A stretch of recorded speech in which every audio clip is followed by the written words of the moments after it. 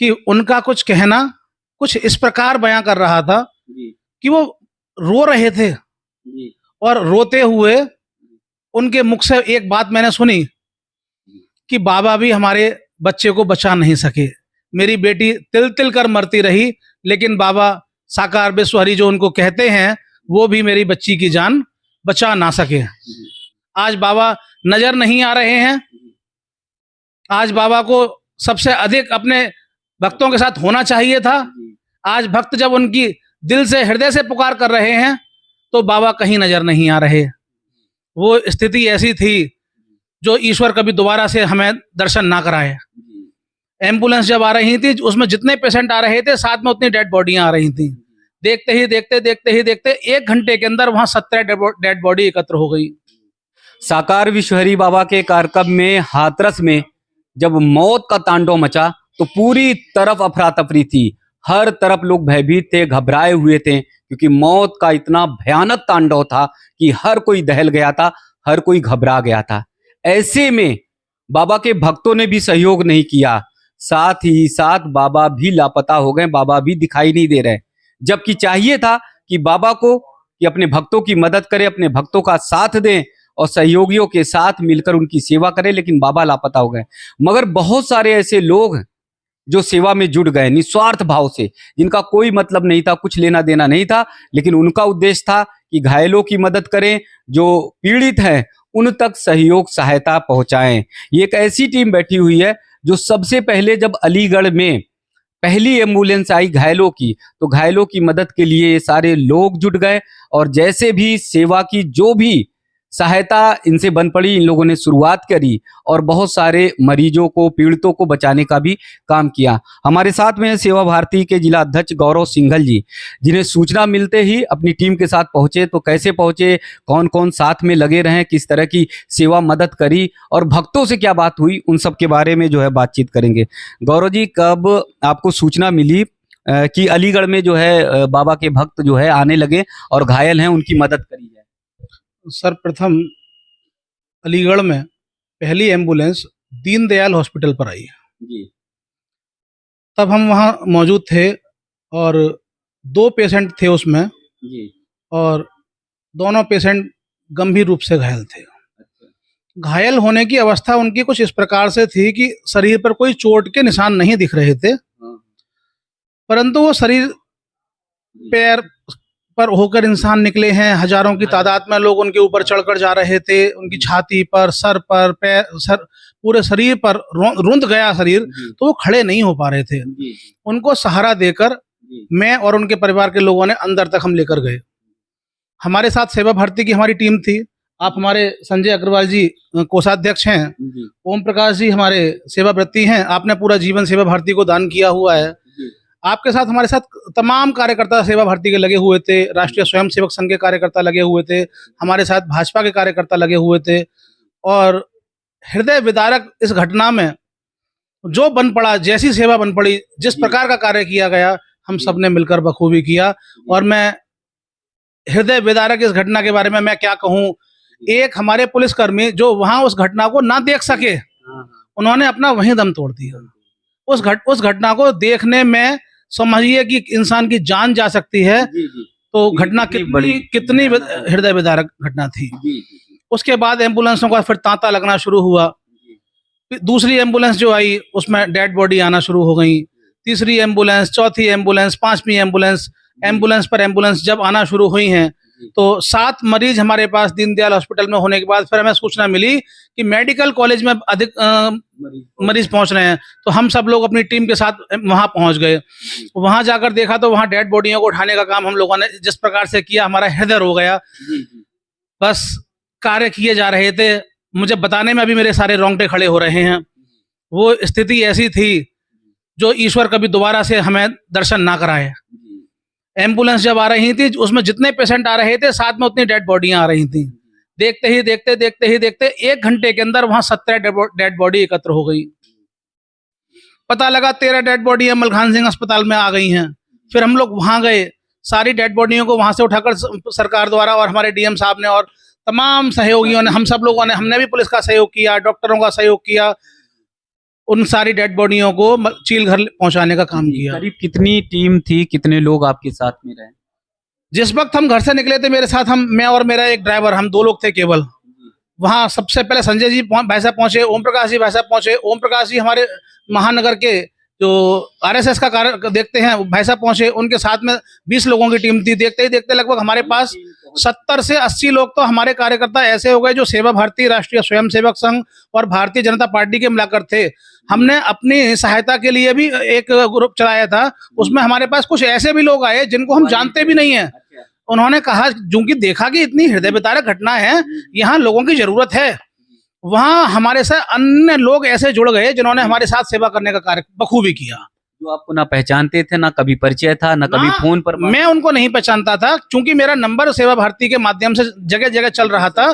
तो वो मुझे फोन कर पूछ रहे थे कि हम आपके सहयोग में बताइए कहाँ और कब ऐसा आ सकते हैं, हमारे से जो सेवा हो सकती। बिल्कुल। तो वो हमारे पास आए। मैंने कहा आप खाली हाथ हैं, खाली हाथ आइए, आप सबसे पहले यहाँ पर आकर हमारे साथ सहायता कीजिए। सहायता में हमारी टीम बढ़ती गई। 80 लोग हमारे थे और बाकी अन्य लोग भी हमारे साथ कार्य कर रहे थे। अब उनकी संख्या में बता पाना मेरे लिए हो सकता है कि वो 25 से 30 भी हो सकते हैं। लगभग 130 की संख्या हमारा कार्य कर रही थी। जी। क्या व्यवस्थाएं रही उनको खाने पीने के लिए? जो सर्वप्रथम तो जब हम वहां पहुंचे थे, हमारे पास कोई व्यवस्था नहीं थी। हमारे पास एक व्यवस्था थी कि हमारे हाथ और हमारे पैर और हम अपने शरीर से जो कर सकते थे, वहां उन डेड बॉडियों को उठाने का कार्य, डॉक्टरों के साथ मदद का कार्य, पुलिस की मदद का कार्य, हम पहले उसमें जुटे। देखते देखते जैसे हमारी टीम बढ़ गई, फिर हमारा चाय का कैंप लगा, खाने का शिविर लगा, जलपान के कैंप लगे। हमने अपने पूरे कैंपिंग के माध्यम से अपना सभी प्रकार का सहयोग। एक मरीज को जो है गाड़ी की आवश्यकता पड़ी तो उनको गाड़ी मुहैया कराई गई। पुलिस का भी जहां सहयोग हुआ कि हमें यहाँ पर ये कार्य करना है, वहां जैसा भी सहयोग की आवश्यकता थी, सेवा भारती हर प्रकार से वहां खड़ी थी। जी, पूरी टीम आपके साथ मतलब लगी हुई। सेवा भारती की टीम और सेवा भारती के साथ राष्ट्रीय स्वयंसेवक संघ की टीम और हमारे भारतीय जनता पार्टी की टीम, सब लोग मिलकर एकजुट होकर काम कर रहे थे। और भी हमारे कई संगठन ऐसे थे जो वहाँ कार्य कर रहे थे। सभी की मैं अगर गिनती बात करूंगा, लगभग 125 से ऊपर संख्या थी। कुछ लोगों ने ये नहीं कहा कि बाबा तो अपने भक्तों को छोड़कर भाग गए इस हाल पर, और आप लोग मिलकर सेवा कर रहे हैं। जो लोग वहां आ रहे थे ना जी, वो इतने कष्ट में थे जी, कि उनका कुछ कहना कुछ इस प्रकार बयां कर रहा था जी, कि वो रो रहे थे। जी, और रोते हुए उनके मुख से एक बात मैंने सुनी कि बाबा भी हमारे बच्चे को बचा नहीं सके। मेरी बेटी तिल तिल कर मरती रही, लेकिन बाबा साकार विश्वहरि जो उनको कहते हैं, वो भी मेरी बच्ची की जान बचा ना सके। ऐसे बाबा, जहां व्यवस्था की भी कमी हो गई, मैं तो बस यही कहना चाहूंगा कि जहां व्यवस्था ना हो, इतनी पब्लिक ना जाए। इस प्रकार की घटनाओं को होने से आगे समाज में रोका जाए। आज बाबा नजर नहीं आ रहे हैं। आज बाबा को सबसे अधिक अपने भक्तों के साथ होना चाहिए था। आज भक्त जब उनकी दिल से, हृदय से पुकार कर रहे हैं, तो बाबा कहीं नजर नहीं आ रहे। ऐसी घटनाएं आगे ना हो, उसके लिए हम सभी से आग्रह करना चाहते हैं कि जहां व्यवस्था ना हो, इतनी बड़ी संख्या में लोग वहां ना पहुंचे। संजय जी, आप भी मौके पर पहुंचे थे, क्या देख रहे थे? कैसा मतलब उस समय स्थितियां क्या बन गई? बड़ा जबड़ भयंकर मंजर था। पेशेंट कोई गिर पड़ा था, बचाने के लिए मेरी बेटी नहीं मिल रही है, मेरा बेटा नहीं मिल रहा है। उनके साथ वाले लोग रोने में परेशान थे। किसी के होठ सूखे हुए थे, लगातार रोते ही चले जा रहे थे। उनको हमने जल की व्यवस्था करी। फिर हमने कहा कुछ आप चाय वाय पी लीजिए। बरसात में हम लोग दूर तक जा करके कहीं से चाय लेके आए, कहीं से कुछ भोजन जो मिल सकता था वो व्यवस्था करी उनके लिए। सब व्यवस्था करते रहे, जो कुछ कर सकते थे उनके साथ उनकी मदद करते ही रहे हम सब लोग। ओम प्रकाश जी, सेवा भारती लगातार सेवा करती रहती है। ये पहली घटना नहीं है कि आप लोग सेवा के लिए एकदम से कूद पड़े। जब भी मौका मिलता, जब भी समय मिलता है, आप लोग लगे रहते हैं। तो ये जो सेवा थी एक अलग तरह की, क्योंकि मौत का तांडव मचा हुआ था। और मुझे लगता है आपके जीवन में पहली बार ऐसी घटना देखने को मिली। नहीं, पहली बार तो नहीं, घटनाएं पहले भी होती आई हैं इस तरह की जो है। लेकिन सहयोग इसमें पहली बार ही कर पाए हम जो है। पहले हम कहीं बाहर फंसे रहे, सर्वाइव नहीं कर पाए घटना में जो है। और इसमें मैं एक बात और कहना चाहूँगा, हो सकता है कुछ लोगों को बुरी लग सकती है। हमारे यहाँ एक मान्यता है सनातन धर्म में कि जब व्यक्ति अपनी जिम्मेदारी से फारिग हो, तब इन कर्मों की ओर उसे जाना चाहिए।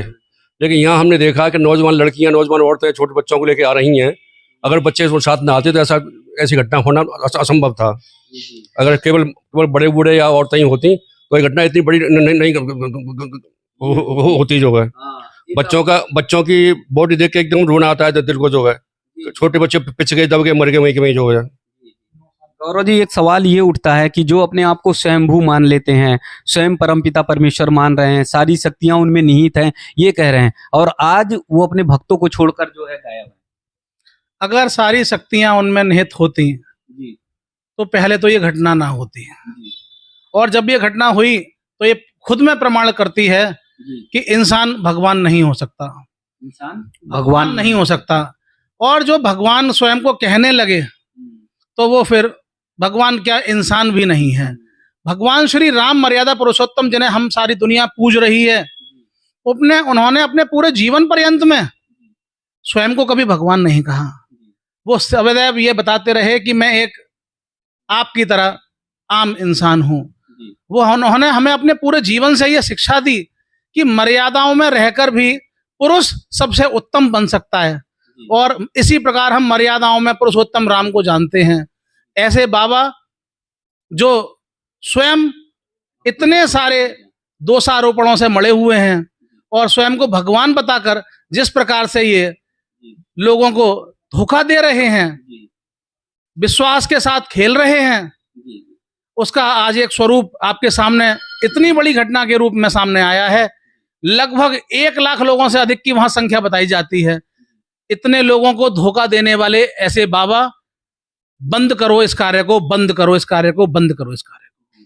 सवाल यही बार बार उठ रहा है, जो बाबा अपने को परमपिता परमेश्वर बताते थे, अखिल विश्व अखिल ब्रह्मांड में सर्वशक्तिमान बताते थे, तो सभी इन पदाधिकारियों का ये कहना है कि आखिर ऐसे समय में जब इनके भक्त कष्ट में थे, दुख में थे और मौत के मुंह में समा रहे थे, तो बाबा रुके क्यों नहीं?